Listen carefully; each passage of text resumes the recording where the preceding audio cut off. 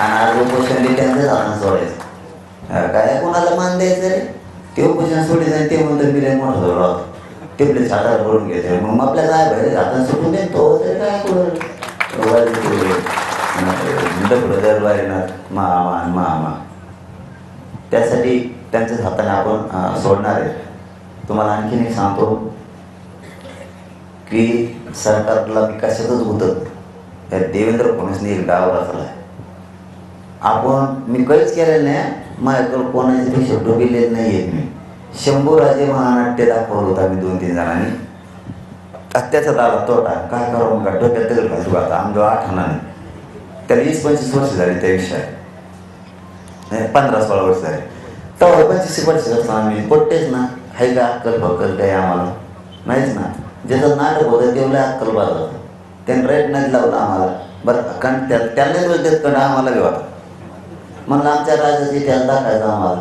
आणि मराठवाड्यात त्या टायमाला कोणी हिंमत लावत नव्हतं एवढं मोठं महानाट्य दाखवायची. काय म्हणलं आपण दाखवू महानाट्य, आपला राजा आहे, सामाजिक परिवर्तन होईल, सामाजिक विचार होईल, सांस्कृतिक कार्यक्रम आहे, सामाजिक कार्यक्रम आहे दाखवायला पाहिजे, सांस्कृतिक कार्यक्रम आहे का नाही दाखवायचा. आणि आम्ही लावून झालं. आता आला तोटा त्याच्यात काही पैसे चोरले काही असं झालं की ज्याच्या हातात गोळी होती पैसे ते तिकडेच घेऊन पळलं. आता पहिलं काढून उपयोग नाही. माझ्या संख्या पोराला सगळ्यांना माहिती खरं काय. ज्याच्या हातात पडेल तेच खायचा आणि तेच प्यायचा बिया आणि ते हॉटेलला माहिती आहे सगळ्याला कोणचं आहे. आणि ते असं होत गेलं ते आलं. मग नंतर काय ठरलं आम्ही 3 जण होतो त्याच्यात. उदाहरणार्थ 3 जण भावंड होतो. आता काय चूक कोणाचे काय ते काढीत बसण्यापेक्षा आम्ही 3 जण त्याच्यात होतो. म्हणलं घ्या तोटा वाट. म्हणलं घ्या काय करता द्यायला तर कोणाजवळ काय राव नुसतं वाटून घ्यायचं काम होतं दुसरं काहीच नाही. मग मी म्हणलं मी यांचे देतो, ते महाराज म्हणले मी त्याचे देतो. आपण आपल्या जवळची माणसं घेतल्या वाटून. मग ते एक जण म्हणला मी नाटकावाले देतो, माझं काहीच नाही तर मी देतो चेक त्याला. दिले त्याला चेक त्यांनी. मग आपण आपले हिस्से द्यायला पाहिजे नाही. आम्ही आमचे दिले ना हे रीत सांगायची तरी ते लफडं नाटकाचं आमच्यात गुतील. हे दिलेलं असून आम्ही याच्यातले मी दिलेले त्यात साक्षीदार आहेत ना आमच्याकडं असं काही नाही. मग आता ते द्यायला पाहिजे नाही. त्यांनी दिलं आमच्या काळात रचलं होतं. कुणी? देवेंद्र फडणवीसनी. देवेंद्र फडणवीसनीच का म्हणतो मी त्याचं कारण आहे 13 वर्ष झालं काहीच नाही हो. त्याची चिठ्ठी नाही आमच्याकडे कुठे म्हणून मिळणे आमच्या ते ध्यानात सुद्धा नव्हतं राहिला. आता या काय केस वॉरंटच आलं आधी नोटीससाठी दिसायचं काय येतात का नाही आपल्याला तेवढीच अक्कल आहे राव.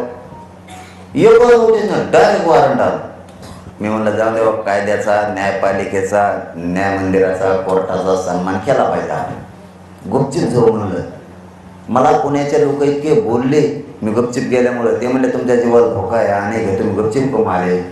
म्हणला बघ न्यायालयाचं काम होतं न्यायालयाच्या आवरण उगा पोरं जमायला नको. लय पोरं जमायचे पुण्यासारखा मराठा इतका एक झालेला आहे त्याने मुंबईला जाताना दाखवून दिलेलं. शहराचे बाप शहर आहेत ते. आणि ते म्हणलं माले हे जर लय जमले तर उगाच न्यायपालिका पुढं नको म्हणून मी गपचिप गेलो का नाही. जामीन घेतली की नाही आता सन्मान केला. आता डबल काय त्याच वेळेस मला कळलं होतं हे जुना मॅटर फसवणूक केली म्हणून देवेंद्र फडणवीस उचकून काढलं. पण त्यावेळेस मी तोंडावर शब्द घेतला की मीडिया नाही घेतला. म्हणलं जाऊन द्या. आता काय घ्यायला लागलो मी जामीन करून आलो. आता कोर्टाचं काम काय आहे.